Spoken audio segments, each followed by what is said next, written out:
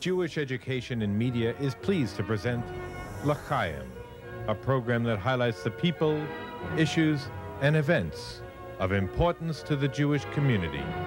Now here is your host, Rabbi Mark Golub.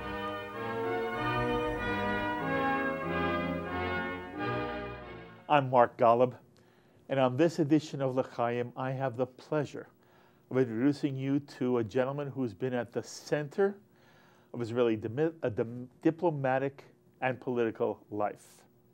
Ambassador Arthur Koll, who's had a most distinguished career in service to the state of Israel. Ambassador Koll began his diplomatic career as Israeli consul in Atlanta, Georgia, went on from there to hold various positions in Israel's Ministry of Foreign Affairs, including political advisor to the foreign minister.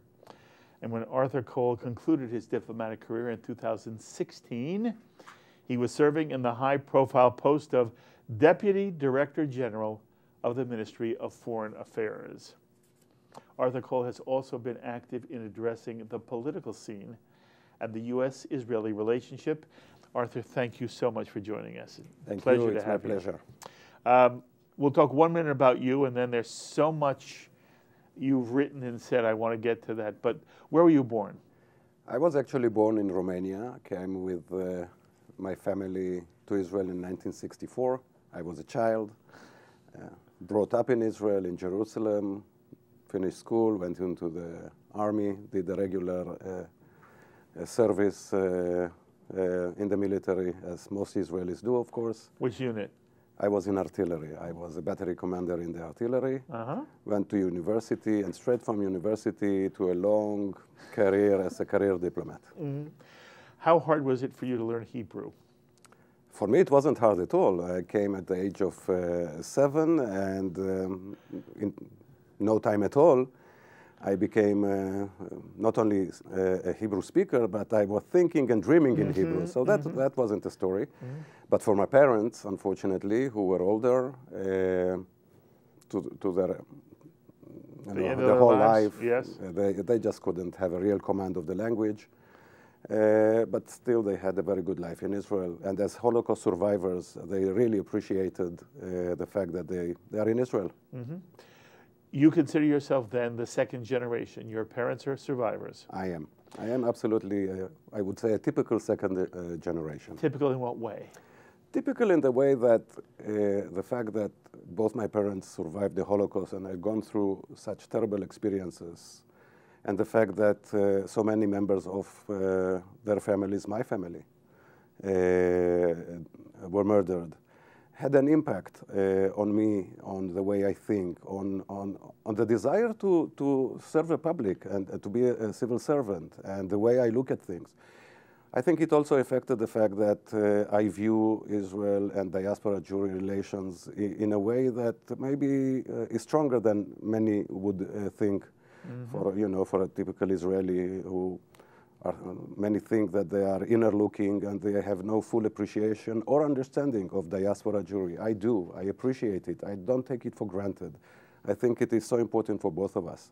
And to a very large extent, I believe, it comes from the fact that I wasn't born in Israel. I am a second generation Holocaust survivor of Holocaust survivors, and it has an effect on me. I don't know that the younger generation understands the extent to which our generation, let alone our parents, but our generation that survives after the Shoah, but it's all around us. We carry it with us. I don't carry it like you did, that you do. It's not like I had family who literally survived. But we grew up in the shadow of the Shoah. And thanks to people like Elie Wiesel, who was, I believe he was for a period of time, the rabbi to the entire world Jewish community. It's a nice way. He explained to us what the Shoah means to us who came after. But so much of our Jewish experience, how we react to life and to the political scene, to the international scene, to the threats we either perceive accurately or worry could turn into something real for the Jewish people. That's something that is who you and I are. The younger generation is post that entire experience. They don't understand it. It is, you know, there was the Civil War and then there was the Shoah. And they're both in ancient history. And as a result, their reaction to events is very different than yours and mine might be. On the one hand, I understand that's just life. That's the way life works. On the other hand, I understand it creates something of a chasm between us and them. Not us and them in a bad way. It's just they're in a different place with a different set of experiences. Many of us who grew up in the 60s here in the United States, not only did we grow up through an American civil rights movement, we also grew up with the Soviet Jewry movement, where we were part of one of the most historic, exciting experiences, moments, revolutions of Jewish life that not only had impact here for American Jewry, but obviously changed the direction and future of the State of Israel. Right. We also had the Six-Day War. And there's a generation that's grown up post-Six-Day War for whom what Israel was before June of 67 and what Israel was between 67 and 73 means nothing to them. Yeah. It's not their fault. They're just in a different place. And I am concerned with the extent to which those who come post-Shoah, post-Soviet Jewry, post-Six-Day War, their perspective on modern Israeli and modern Jewish life is so different, and it's not only different, it has it is not of the same intensity. Right. And so it concerns me. I've described this for you. Arthur, I just want to hear you respond to it. Yeah. Well, I think that you put it in a much more concise but accurate way, more than I could do. I fully share the concern, and I fully share the description of what is going on that led to your concern. Your concern is mine too. And on the one hand, I realize that my children, the younger generation, both in Israel and in America, have to go on with life. They have their own life to live. They don't necessarily have to live the traumas of my generation, or even the more dramatic traumas of their grandparents' generation. On the other hand, this common identity, common historical memory is so important to understand and to preserve. For me, the ties between Israel and American Jewry, world Jewry in general, but of course American Jewry, is so critical to both communities.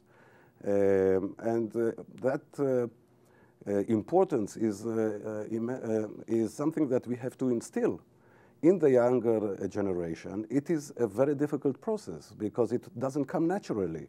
You say that the younger generation didn't have the experience of the Holocaust, not even the Six-Day War with what it entailed. Much later developments is already distant memory for them.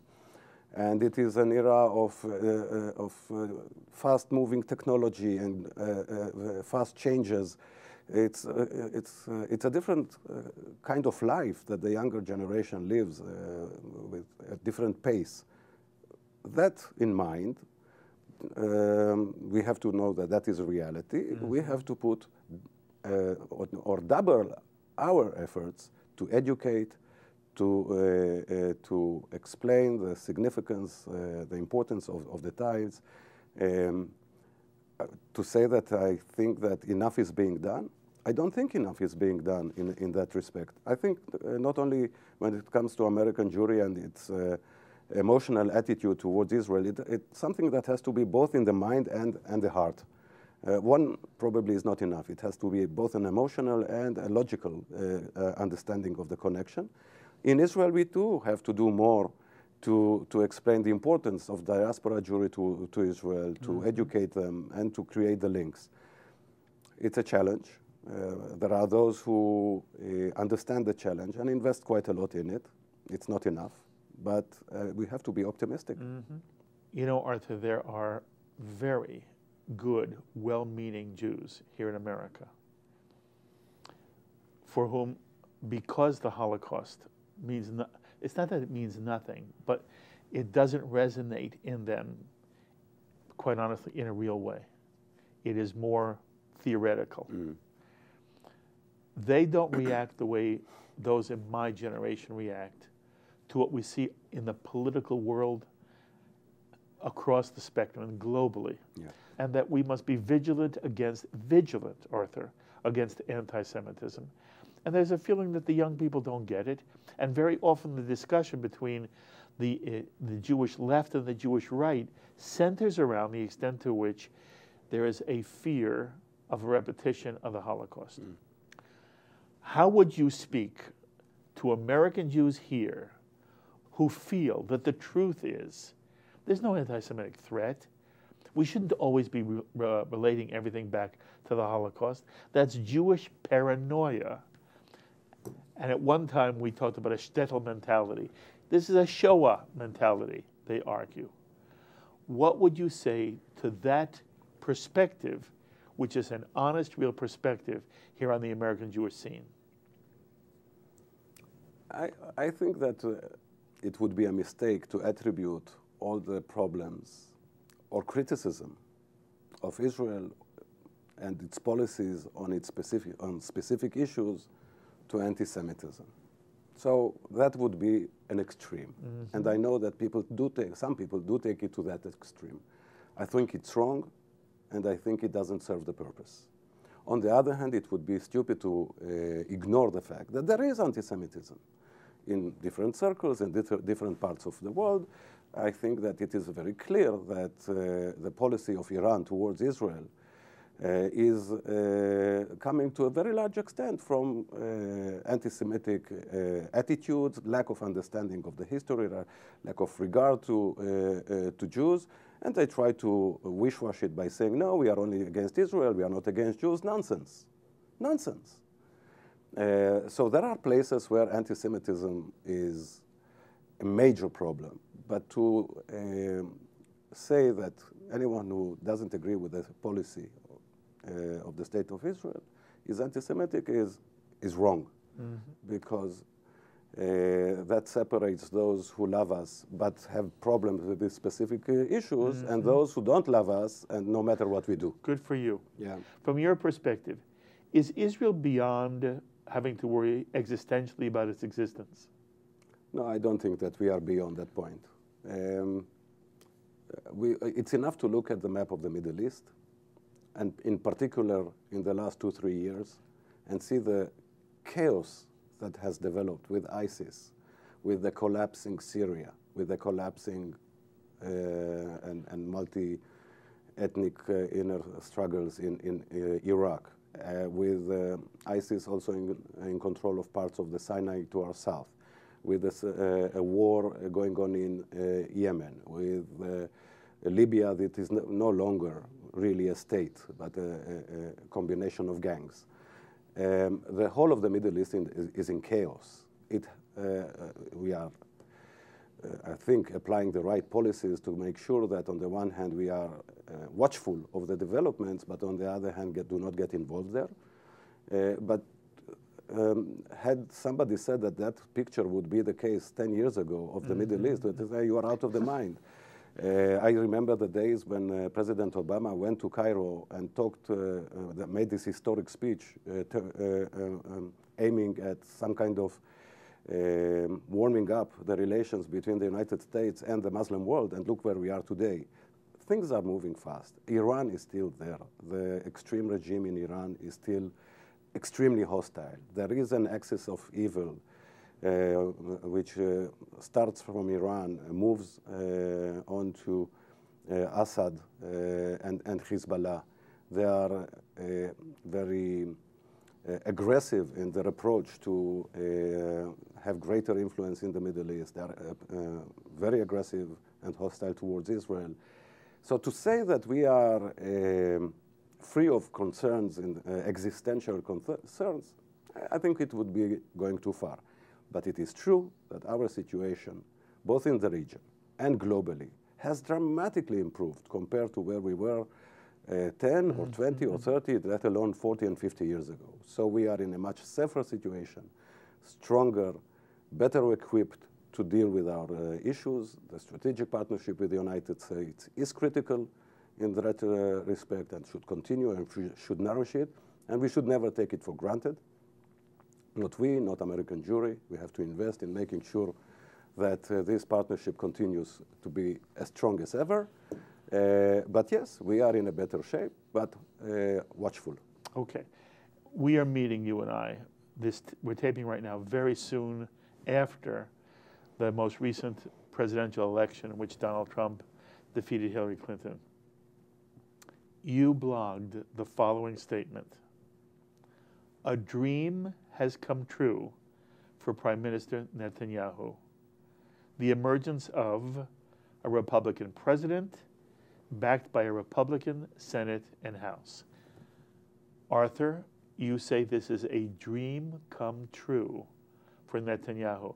By the way, I should have asked you, where do you position yourself on the political spectrum? I am center-left.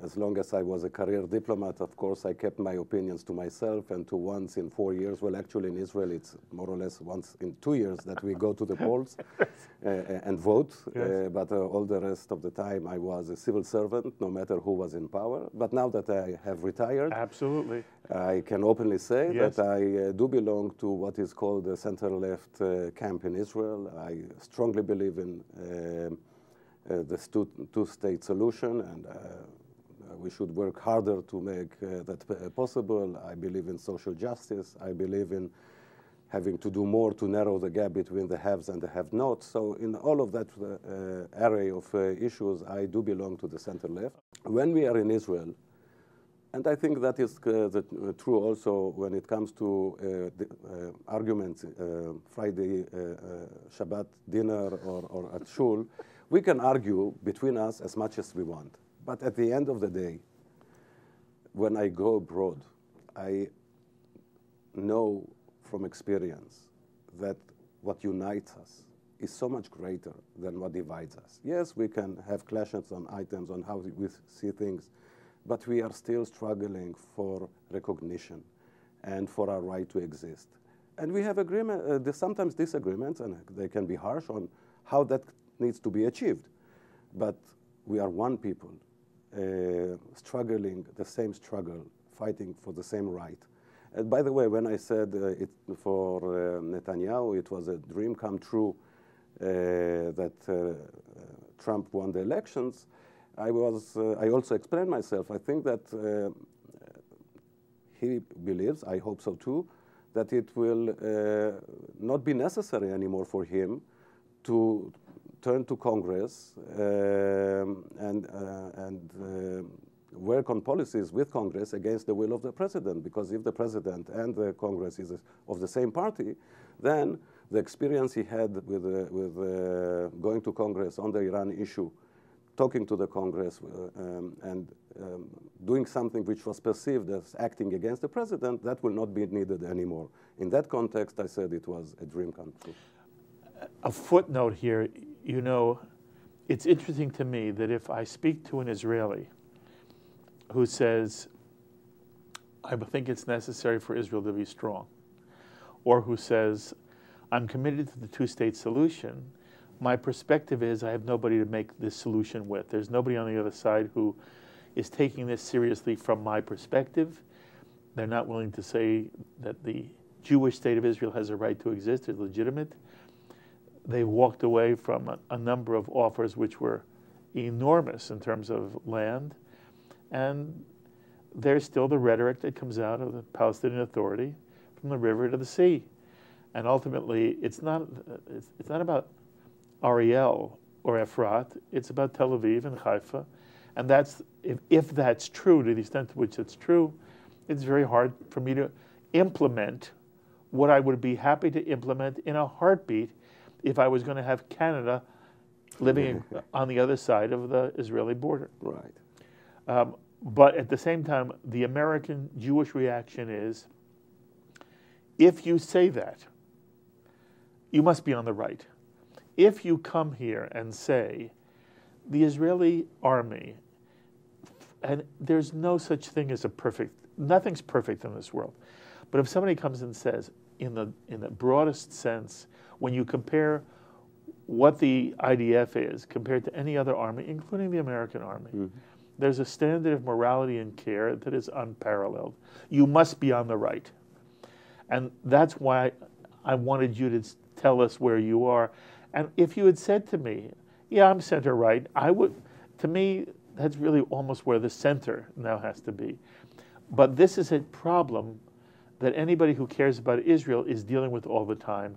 The accusation, you're no longer liberal if you are, if you somehow support the state of Israel.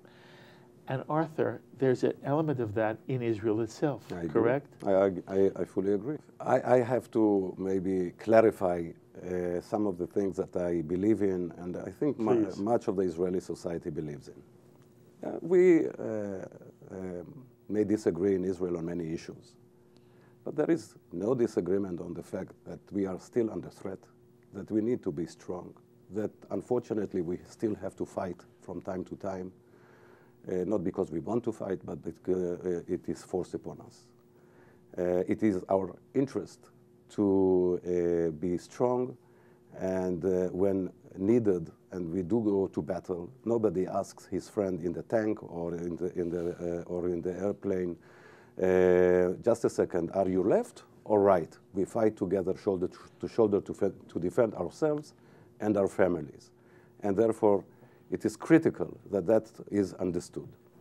The second thing which I wanted to say is I have, unfortunately, no doubt that the Palestinians have blew up opportunity after opportunity, that had they seized those opportunities, we would have had a different reality today. They would have had a state, hopefully flourishing. They are not ripe for that. When I say that I am for a two-state solution, it is not because I think that they have been wronged and we have to remedy the wrong that we have done to them. It is they that brought themselves this situation upon themselves, and they continue to do so. I want to see a two-state solution because for me, Israel should be the national homeland of the Jewish people. And to be that, we have to have a sound Jewish majority to keep the character of the country. Now, there is a demographic reality. It's not that I think that we do not have both historic and religious ties to places that I, if necessary, am willing to give up for peace. Mm-hmm. These are places that when we open the Bible, they speak to us. Mm-hmm. These are the places that are in our genetics, in our genes. However, for peace, we probably have to do this sacrifice. It is a sacrifice.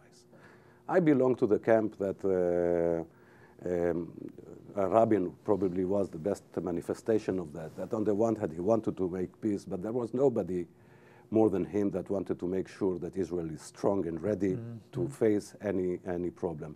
When he moved ahead towards the Palestinians, he didn't do it out of weakness, he did it out of strength. He didn't look at the interest of the Palestinians, he looked at what is best in his mind for Israel. That combination of strength and advancement in all spheres of life, together with realpolitik, is where I belong. Mm-hmm. Come back to the idea here that for Netanyahu, a Republican president with a Republican Congress is a dream come true. And it sounds like it was also a dream come true for you. Is that fair? In what sense? Did you want it as much as he wanted it? I actually had no specific opinion regarding it. Okay, so are you saying that you were not bothered by what bothers him and other Israelis, that in some way there was discord between the Israeli Prime Minister and the White House? Yeah. Did that bother you? Yeah, that bothered me a lot. both as an Israeli and as a professional, as a diplomat working in the Ministry of Foreign Affairs, the fact that there was this discord was something that I would have liked not to witness. But I'm not talking about the Obama administration. I'm talking about the elections that you had here last week. And in my view, either way, whether it had been President Clinton or President Trump, in my view, we would have seen a difference compared to what we had witnessed lately, and strong and warmer relations either way. Okay. So in that sense, that's what I meant. That America made the choice. I think there will be good relations with President Trump. There would have been good relations with President Clinton as well. Okay. What you wrote was the dream for Netanyahu was a Republican president with a Republican Congress. Exactly. There could have been a Democratic president and a split Congress. Mm-hmm. But in your mind, that would have been better also than what we've had over the last 8 years. Yeah. In my mind, and I shy away a little bit from your question, in my mind, the most important thing for Israel strategically is to ensure bipartisan support. That has been the strength of the relationship between the two countries for years. That no matter whether we had Republican or Democratic House or President, we were assured of the strategic partnership. And in that sense, it is highly important that we continue to invest in the friendship, in the understanding, in the support of both Republican members of Congress and Democratic members of Congress. And so far, I see that that principle is well understood, and we continue to enjoy that. Okay. I want to make sure you understand. This is not a minor issue we're talking about here. Mm-hmm. A good 70% of American Jews vote Democratic. The American Jewish community, by and large, is horrified that Donald Trump won the election. Mm. Not all, but the overwhelming majority, at least 70%, feel that Donald Trump is the embodiment of the worst of America. They say he is racist. They say he has around him people who facilitate anti-Semitism, that he's anti-woman, anti-gay, anti-everything the Jewish community has stood for and fought for here in the United States. And when you write that the dream has come true for Netanyahu, it wasn't because there was a new president. You didn't say that. What you said was the dream for Netanyahu was a Republican president. And we're assuming, since you wrote this after Donald Trump was elected, you're including Donald Trump. And I just want to hear you respond to, how do Israelis view Donald Trump? Yeah. What does it mean to you? And I'm expressing no personal opinion here. I get bashed by the left and the right in my chair here. Yeah. But I have a right to ask you. You wrote this in black and white. A dream has come true for the Prime Minister because Donald Trump is now president and he has both houses of Congress. Yeah. And you tell me you are center left. Mm-hmm. What's it all mean to you, this? I want to reiterate once again, I wrote it in the context that he will be free of turning Congress against a president. But there is a unity. You just said to me that would be true if Hillary Clinton became president. Yes, but there are... So what's the dream? Is the dream to have a president, regardless of party, who has a good relationship with the Prime Minister, or is the dream for a Republican president? No.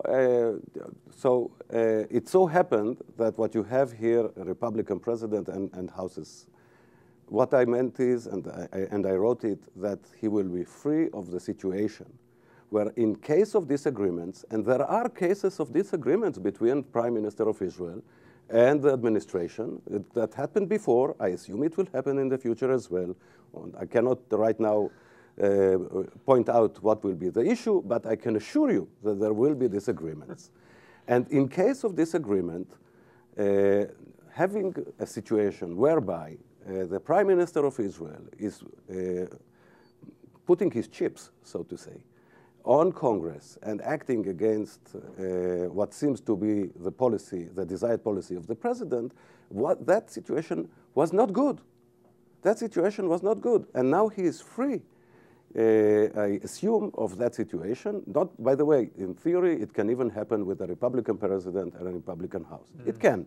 But the likelihood is not as strong. Now, I am fully aware of the fact that the majority of Jews traditionally vote Democrat.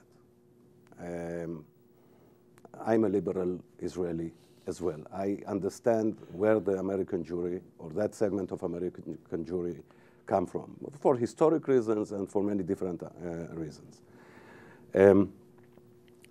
I want to see the segment of that Jewish community get more involved in influencing Israel and Israeli society. I belong to that camp in Israel. I have to say that many times I raise my head and salute those members of the right, conservative members of the Jewish community here, and the way they are active, are involved in pursuing and pushing their thoughts both here and in Israel. You salute them. Yes, because they show that they care. We talked earlier about the relations between Israel and diaspora Jewry in the post-Holocaust era. They show their interest in practical ways. Many, many liberal Jews have the same approach, but many don't. I, as a liberal Israeli, need you to help me. I need you to be more involved. I need you to educate your children for more involvement, more care about Israel. What does involvement mean to you in this context? You want the liberal Jew to be more involved and to influence what or whom? I want them to strengthen liberal Judaism in Israel, which is liberal Judaism. Yeah, liberal religious pluralism. No, now. That also, for example, because it is dear to the liberal Jews here. Yes. And they are critical of the situation in Absolutely. Israel. I am critical of that situation in Israel. Yes. So I need, here you are so strong, in Israel we are so weak, help us. Okay, and how does that translate to the political scene? Also. Do you want American liberal Jews to pressure either the White House or Congress to change policy vis-a-vis Israel? No. No, I'm not. I'm of the generation that believes that the policy of Israel is made in Jerusalem. Jerusalem has to be influenced, and voices other than the typical voices that American Jews have to be expressed in Jerusalem. But here in the United States, in the end, as I said earlier, what unites us is so much greater than what divides us. And the challenges we are facing are almost all of them joint and common challenges. I do not want to see a divide. Joint in what way? Joint between whom and whom? Liberal and conservative Jews have the same challenges when it comes to the way of life Jews would like to have in the United States or elsewhere in the world. Okay, there's going to be Jews who say, you're not being fair to me. Arthur, you're not being fair to the liberal Jew here, because on the one hand you say to me, you liberal Jew, I want you to be involved. Mm-hmm. I want you to, the words you used were, I want you to help me. Mm-hmm.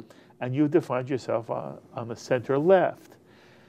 And then you say, but I don't want you to try to influence the United States government to change its policies vis-a-vis Israel. Right. That seems to be a contradiction. Explain it to me.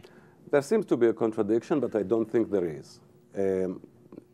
As I said, the policies of Israel are shaped and carried out in Jerusalem, in Israel. Yes.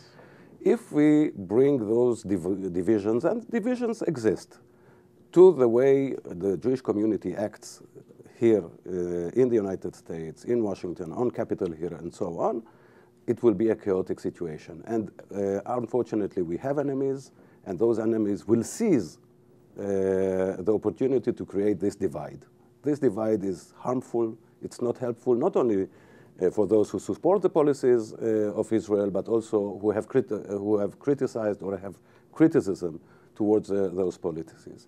I'm not saying that everything has to be, amen to everything that we say, but to go and be active on Capitol or vis-a-vis the administration to pursue policies which harm Israel, that would be wrong. But that's not what the liberal says. The liberal says the policies we want the United States to push are policies that are good for you. Yeah.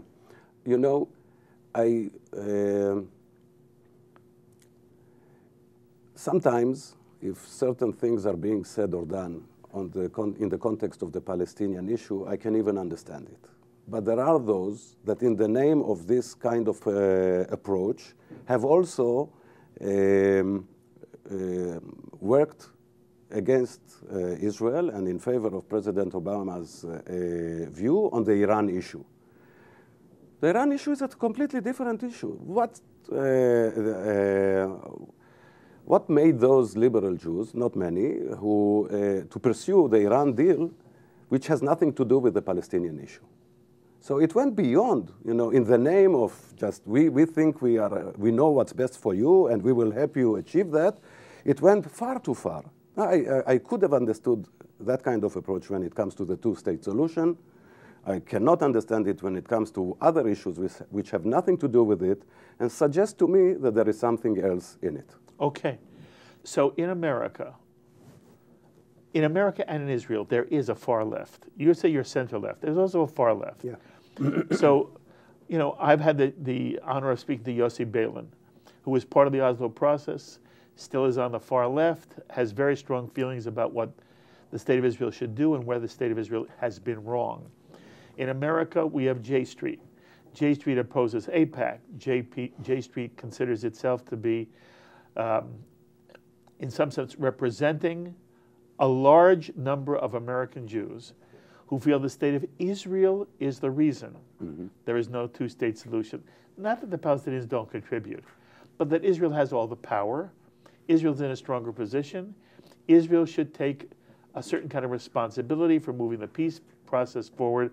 And the reason there is no two-state solution now, is because Benjamin Netanyahu is at fault. Yossi Beilin says it to me. J Street says it to me. This is Benjamin Netanyahu's fault because no matter what he said at Ben-Gurion University, no matter what he says at the United Nations, he really doesn't want a two-state solution. You're so much closer than all of us. You are on the center left. How do you react to a Yossi Beilin and a J Street saying it's Israel's fault and it's Netanyahu's fault? I want to say something about J Street. I think it's important. I think they have, it is legitimate for them to act in Congress and elsewhere and pursue the two-state solution, which is contrary to what many on the Israeli right would like to see as a solution. I think that the activities of the J Street students on campus is important because they are a bridge between Jews and left-leaning student bodies, and they are capable of having a dialogue with them, and they're actually contributing a lot to the ability to have a dialogue and reduce tensions on campus. And there are many other positive things I could say about J Street.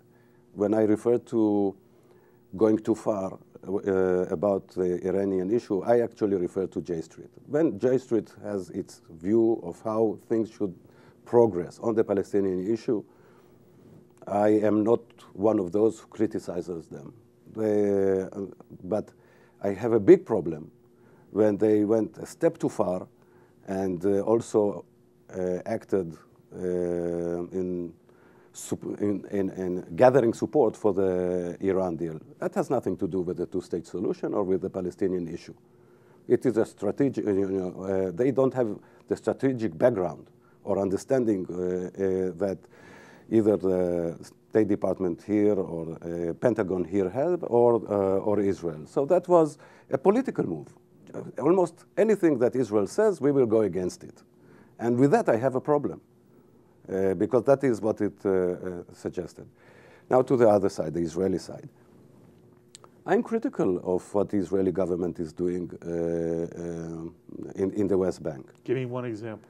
I will give you, I'm not afraid of giving examples. I don't think that the Palestinians have done the necessary steps in order to reach an agreement. They made acute mistakes time after time by rejecting offers that nobody, no observer would have believed that the Israelis put on the table. And they surprisingly rejected them, which, you know, there is a question if they reject those very forthcoming proposals, what's the story? What is their end result that they would like to achieve?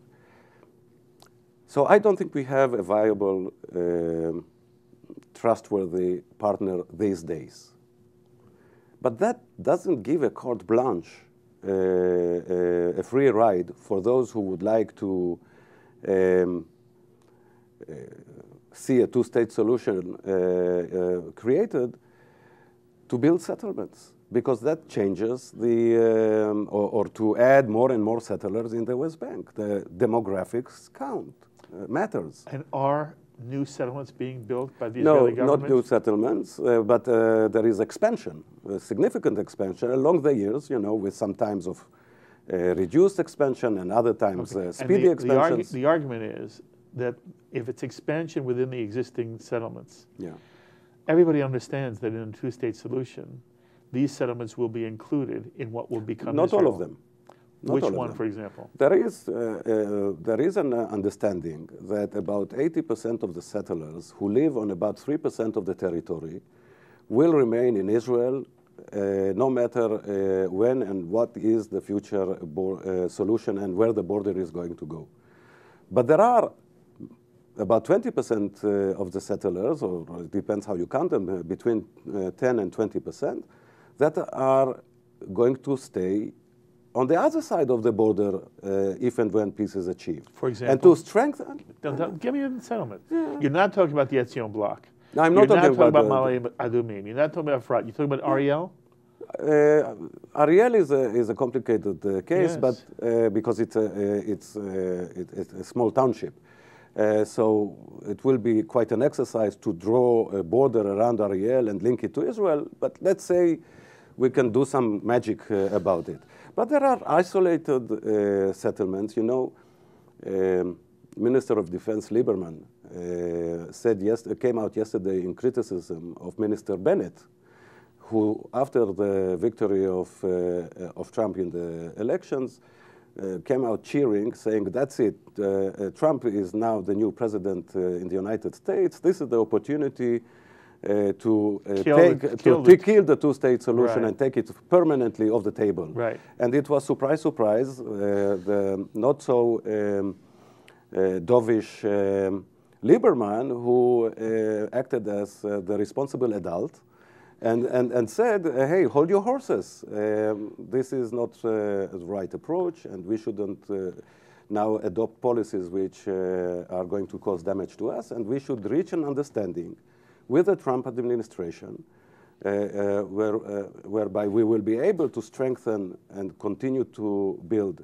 in the settlement blocks and not build anymore in those isolated settlements where Bennett would like to continue and build. But you disagree with Lieberman. You don't think there should be continued building in the existing settlements? No, in the existing settlements, you know, it's probably they are so big now, and they are so populated that I fully share the idea that these settlements will continue to be in Israel no matter what, and building there not should bother you? continue. It Okay. doesn't bother me.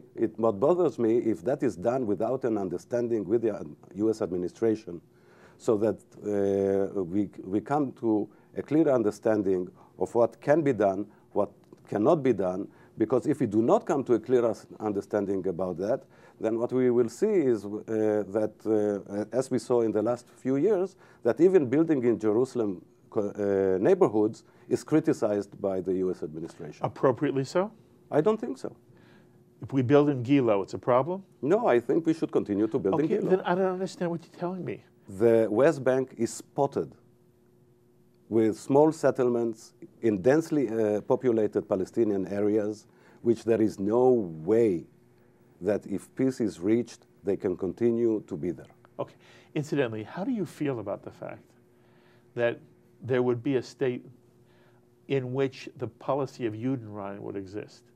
Why should a Palestinian state come into being and then say, well, as long you can live under a Palestinian flag, but if you're not willing to live under the Palestinian flag, you got. But that's not what's being said. What's being said here is no Jew can live here. No, I disagree with that. I think that. But you say it so calmly. Yeah. Why doesn't it outrage you? No, maybe because I'm dealing with these issues for so long. But isn't it outrageous? It is outrageous. It is outrageous. Okay, how does that? By the way, I don't know if the Jews who will be given the option of staying in a Palestinian state or not will want to. Yes. But that is That's their choice. Exactly. That is their choice. And to come up with a notion that no Jew can live in a Palestinian state, it's obnoxious, it's racist. Okay, how do you feel about the Netanyahu issue? In your mind, does Netanyahu support, or in reality, is he going to work to prevent a two-state solution? I think that he is sincere in when he says that he's in favor of a two-state solution. I think that he wouldn't like to see a one-state solution by which the Jewish majority will be very small, and we will lose the identity as a Jewish state. And I don't think that he is in favor of having a one-state solution whereby Palestinians will not have equal rights. So if these are the options, and these are the options, then he prefers the two-state solution. Unfortunately, he did not create the right coalition for that. He is, whether for political survival or for other reasons, his partners in the Likud party and the coalition parties, National Religious Party or ITUD with Bennett in particular, many of the members of his coalition push towards further expansion of settlements. You talked about not having new settlements. They want to see new settlements being built, and even openly going against the notion of a two-state solution. So it's not enough to say you are for a two-state solution. You have to act accordingly. And for me, acting accordingly means two things. One, stop investing one penny in the areas which go beyond the blocks of settlements, and a lot of money goes there, and other things being done as well. And the second, it would have been a good indication that you are serious had you had a different coalition. And it is the coalition that you chose. If there was a different coalition, and if Israel did nothing in terms of settlement expansion, think there'd be peace? I don't know, because you need two to tango. What I'm saying is... But you're saying maybe? Maybe. Maybe. Maybe. Okay, I want to make sure we But understand, what I'm saying because is, I've never heard this before. Yeah. Arthur Koll is telling me that he believes that what might be the obstacle to peace... No, I didn't say that. Yes, because I said to you, let's suppose that we Maybe. take the settlements away. Yeah.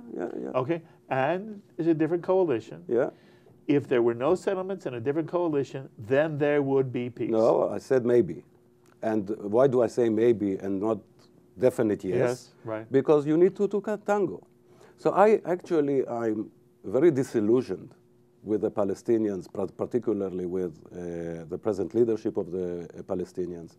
I am very doubtful, and I'm putting it carefully, that's a British understatement, very doubtful. I don't believe that Mahmoud Abbas, Abu Mazen, is capable or willing to make peace with Israel. I think that a new leadership, more brave leadership has to come. And so with this generation of Palestinian leaders, probably there is no way of making the breakthrough. What I'm saying is the following. For the sake of making sure that this two-state solution is still an option, we shouldn't create such demographic changes in the reality on the ground that will make it impossible to make peace even when, if and when we have the appropriate Palestinian leadership. We today don't have that Palestinian leadership. Maybe in 10 years' time we won't have a Palestinian leadership. Maybe in 20 years we won't have a Palestinian leadership. But we should keep the option alive. But if we change the demography altogether, the option is not alive, and that will be, I think, detrimental to Israel. Okay, we have a President Trump. How do Israelis feel about it?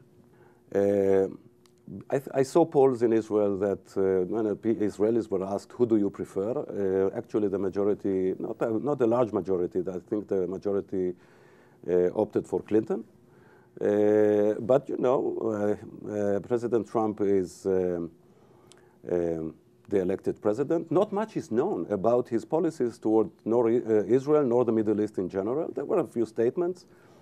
So we want to see in Israel who the Secretary of State is going to be, who the special emissary to the Middle East is going to be, and what are the policies that the new administration is going to shape and adopt vis-a-vis our region. I think that there will be a lot of continuity. Those who believe and some hope that there will be dramatic changes. I don't think so. Mm-hmm. Some changes always, yes. There will be a lot of continuity, and most importantly, the strategic partnership, the friendship, the unbelievable close ties between the two countries will continue in every sphere. And I think that also when it comes to the relations between Prime Minister Netanyahu and President, now-elect President Trump, will be much warmer mm-hmm. than what we have witnessed in the last few years, which is a little bit unfortunate, of course, but that's history now. There are people who are frightened that somebody with as little experience as a Donald Trump, and who has said and done some of the things that he's done, they're frightened, Arthur. It's not like they're opposed to him. They're frightened. As a professional diplomat, you frightened? What would you say to American Jews? Should we be frightened? I was a civil servant for close to 35 years. I believe very strongly in the civil service and its influence on elected politicians. The professionals. The professionals. A lot is being said, both in Israel and the United States. It's not particular to the United States. A lot is being said by candidates in order to get the votes. And there is a sea of change between things said beforehand and what the responsibility of position brings with it. And there is the Pentagon, and there is the State Department, and there is a whole array of professionals that are going to, on the one hand, fully serve the elected president, but also give advice.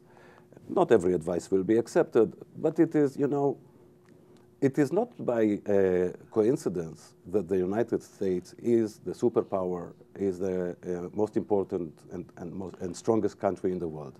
It has a lot of tradition, a lot of professionalism, and that professionalism is going to be serving with full loyalty the newly elected president for the good of the country, the United States, and I believe also for the good of the relations between the United States and Israel. You're out of this. Yossi Beilin Israeli. You're Toda rabba. wonderful. This was fabulous that you come here. I wish you kol tuv v'hatzlacha. We Toda will rabba. meet again. I will. Okay, Mitsuyan. Ambassador Arthur Koll, former Deputy Director General of the Ministry of Foreign Affairs, but somebody who brings, again, you've heard here, nuance and balance, that it's so important for us, both as Americans, as American Jews, to hear, and it was thrilling for me. And I wish this conversation could go on forever, but he's promised to come back. As always, I invite you to be in touch with me with any thoughts or comments to any of the ideas that Arthur has expressed here on this edition of L'chaim. Please email me, write me, post on our Facebook wall, tweet me. I look forward to hearing from many of you. Until the next time, I'm Mark Golub. L'chaim, my friends, to life.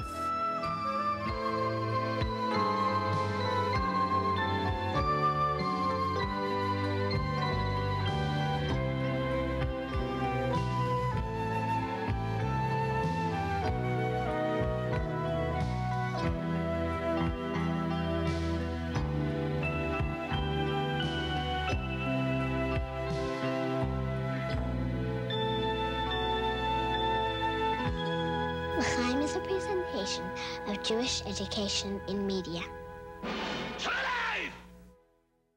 Please indicate the program for which you would like a DVD. Or you can send your tax-deductible check made out to Jem, Post Office Box 180, Riverdale Station, Bronx, New York 10471. And again, please remember to indicate which program you would like to receive with our compliments.